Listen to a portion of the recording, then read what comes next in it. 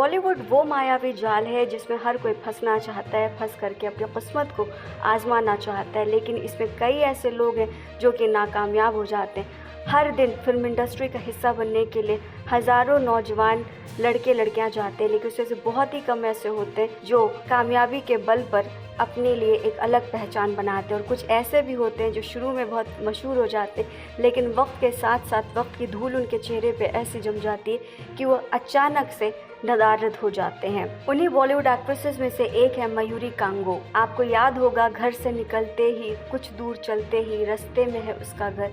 इस गाने से बेहद मशहूर हुई थी मयूरी कांगो और उन्होंने कई फिल्में भी की थी, लेकिन धीरे धीरे कुछ ऐसा हुआ उनकी ज़िंदगी में कि उन्होंने किनारा करना शुरू कर दिया।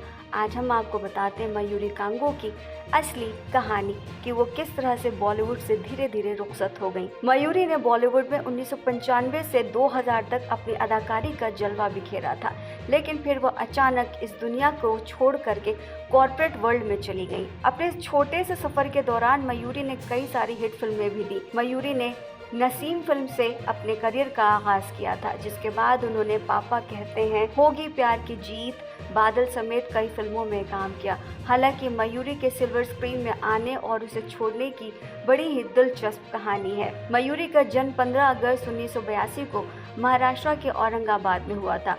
उनके पिता Bhalchand Congo communist party of India से जुड़े राजनेता थे।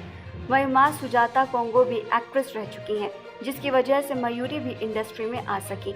मयूरी अपने माँ बाप की इकलौती बेटी हैं। ऐसे में हर माँ बाप की तरह मयूरी के पेरेंट्स की भी चाहत थी कि मयूरी पढ़ लिख कर एक बिजनेस वूमन बने, और मयूरी का भी यही सपना था कि वो बड़ी होकर किसी कंपनी की सीईओ बने। लेकिन वक्त और हालात की वजह से वो फिल्मी दुनिया में आ गई। मयूरी बचपन से पढ़ाई में बहुत ही शार्प थी। उन्होंने औरंगाबाद के सेंट फ्रांसिस स्कूल से पढ़ाई की थी और फिर उसके बाद उनका एडमिशन आईआईटी कानपुर में हो गया था। उन्होंने जब 12वीं क्लास पास कर लिया, उसके बाद उनकी मां सुजाता फिल्म की शूटिंग के लिए मुंबई आ गई। इस दौरान वो अपनी मां के साथ ही रह रही थी। एक दिन मयूरी जब मां के साथ सेट पर गई, तभी निर्देशक सईद अख्तर मिर्जा ने मयूरी को देखा और उनको फिल्म नसीम में बतौर हीरोइन बनने के लिए ऑफर दिया। उस वक्त वो आईआईटी कानपुर से पढ़ाई कर रही थी, जिसके चलते उन्होंने इस रोल के लिए मना कर दिया। हालांकि बाद में जब उन्होंने सोचा तो तुरंत हाँ भी कर दिया और फिल्म के लिए आईआईटी छोड़ दिया। नसीम में मयूरी ने लीड रोल किया था, जिसमें उनकी मां ने भी काम किया था। इस फिल्म में स्क्रीन प्ले और बेस्ट डायरेक्टर की कैटेगरी में नेशनल अवार्ड भी अपने नाम किया था।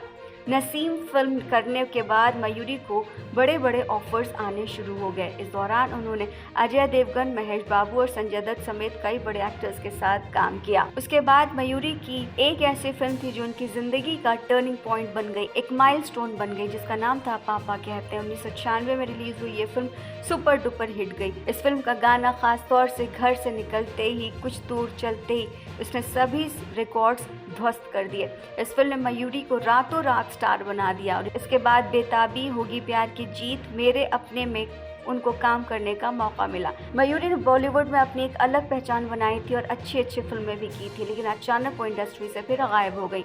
ऐसा कहा जाता है कि फेमस होने के बाद जो फिल्में मयूरी ने साइन की वो किसी न किसी वजह से बन नहीं पाई।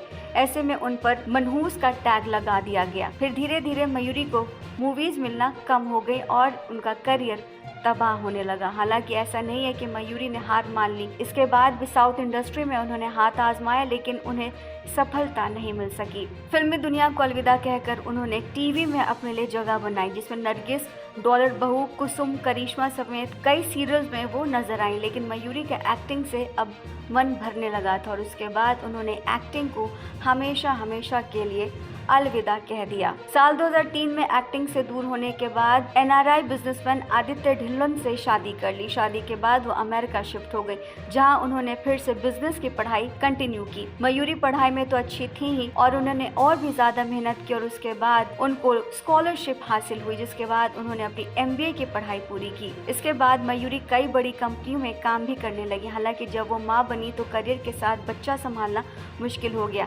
जिसके बाद मयूरी इंडिया वापस आ गई। इंडिया आने के बाद साल 2019 में उन्हें गूगल में काम करने का मौका मिला और आज मयूरी कांगो गूगल इंडिया की हेड हैं और एनसीईआरटी पॉइंट नाम की एक वेबसाइट के मुताबिक उनकी नेटवर्थ करीब 12 करोड़ 40 लाख रुपए है।